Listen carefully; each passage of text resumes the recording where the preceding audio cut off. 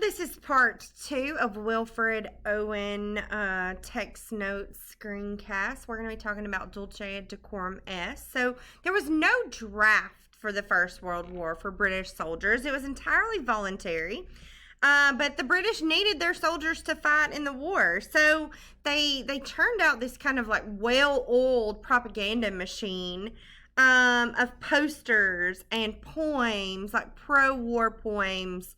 And these it really kind of pushed very young and very easily influenced youths into signing up for to fight for the glory of England. Several poets used to write poetry to encourage them to sign up for the army, glorifying war, and most of them, like Rupert Brooke, who wrote The Soldier, had no army experience whatsoever. So there was no like firsthand knowledge of what this was really like. And Wilfred Owen despised this practice because he lives it. He was in the trenches, like he was there, and he knew that what they were glorifying was not the case. So Dulce et Decorum Est, he wrote while at Craig Lockhart in 1917. It was published posthumously in 1920. We talked about that in the last screencast. Siegfried Sassoon had collected his works together and had them published. So this poem details perhaps the most memorable written account of a mustard gas attack. So, the Germans in 1917, trying to crush the British Army, they introduced probably the most lethal, the most impactful of their gas weapons. So it wasn't as effective, I think, maybe as chlorine gas, which they started using in 1915, or phosgene, which was a French chemist gas, invented by French chemists, a gas. But mustard gas has kind of like stayed in the public consciousness as the most horrific weapon of the First World War. It was once it was deployed, it lingered for several days. Anyone that came in contact with it developed blisters all over their body or all over the parts that the gas touched.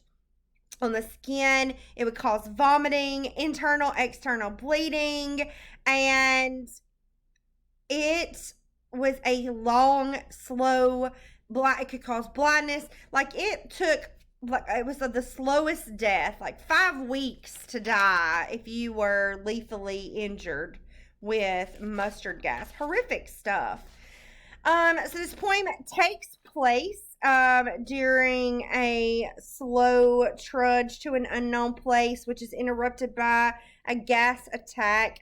The soldiers are hurrying to put on their masks. Only one of them is too slow to get the mask on, and could not get, and it gets consumed by the gas. And so he is detailing this experience in Dulce et Decorum Est. It also includes a personal address to war journalist Jesse Pope. Too, there at the end. We'll talk about that in just a second. So the earliest dated record of this poem is 8 October 1917, written in ballad form, which is a strange choice because a ballad is, romantic poetry, very flowing and rhythmic. But by using it outside of its convention, Owens really accentuates the disturbing, reality of this narrative. It's very visceral. It's very reliant on the senses. And it's horrifying. Like, it's literally horrifying to me. And to most people, but that's what it was. This is how horrible this gas really was. All right, let's take a look. Bent double like old beggars under sacks, knock-kneed, coughing like hags, We cursed through sludge till on the haunting flares we turned our backs, and towards our distant rest began to trudge. Men marched asleep. Many had lost their boots, but limped on bloodshod. All went lame, all blind, drunk with fatigue, deaf even to the hoots of tired, outstripped 5 9s that dropped behind. So they were trudging from trench to trench, trying to advance into France in pursuit of these German soldiers. It was often miserable and wet, like 2 feet of water that they're walking in, which causes your shoes to break down. It causes your skin to break down. On top of that, in addition to being shot at and shelled at and all kinds of stuff that is happening, is horrifying. So these soldiers, there's a few of them, only a few. And they are exhausted, right? This is not day one of fighting. This is day whatever of experiencing these same things. And they're exhausted, right? They're bent double. They're coughing because they've been exposed to different types of gas, and not to mention they're cold, they're wet, they're probably underfed, they're definitely under garmented for this type of climate and temperature. And they're trying to get somewhere where they can rest. They are trudging towards their distant rest, hoping, to have some respite from what's happening to them. And men are marching asleep.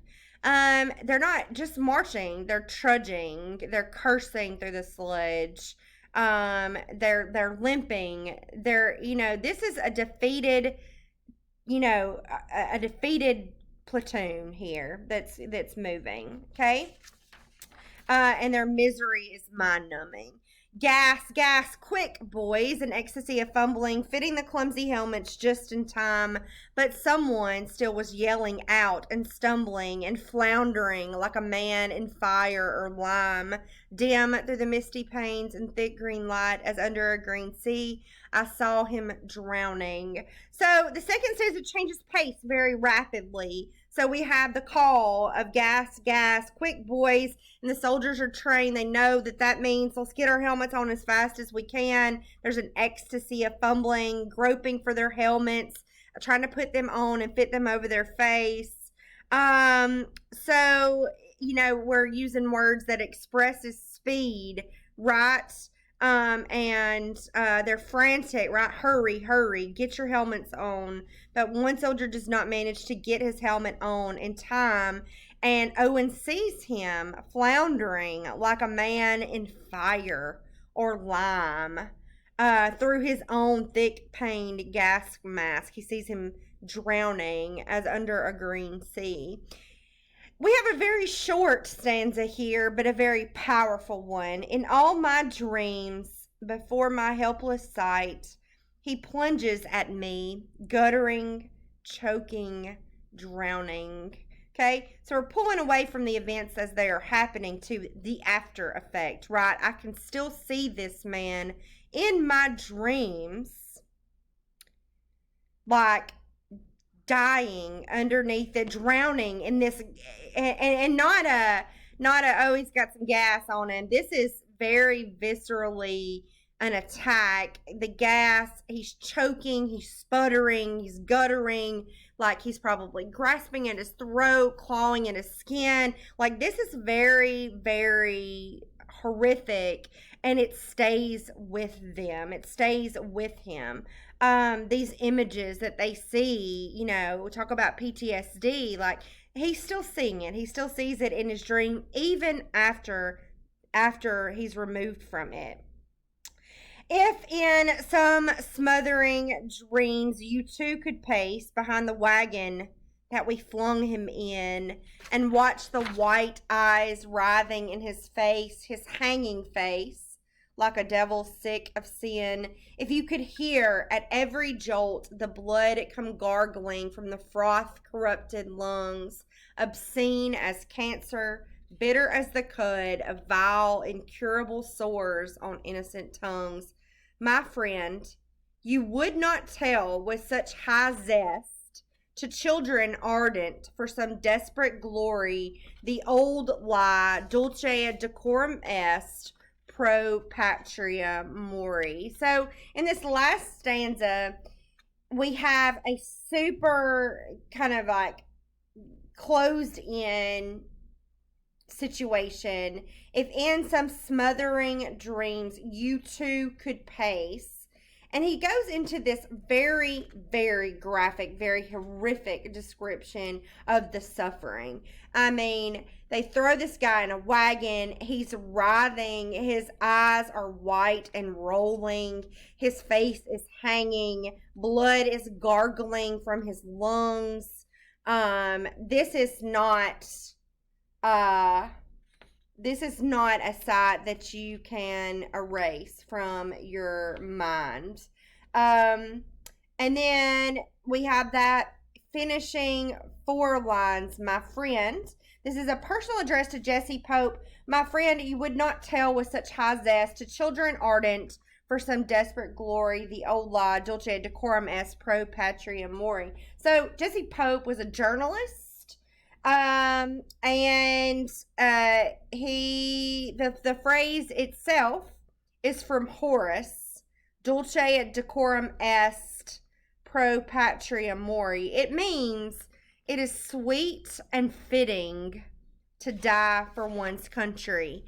If you could see this, what I have seen, what we have seen, if you could see this, the reality of war, what it looks like, you would not tell these innocent youths who are desperate to make their name and fight for Britain's glory, you would not tell them that it is sweet and fitting to die for one's country, because this is not a peaceful death. This is not a glorious death.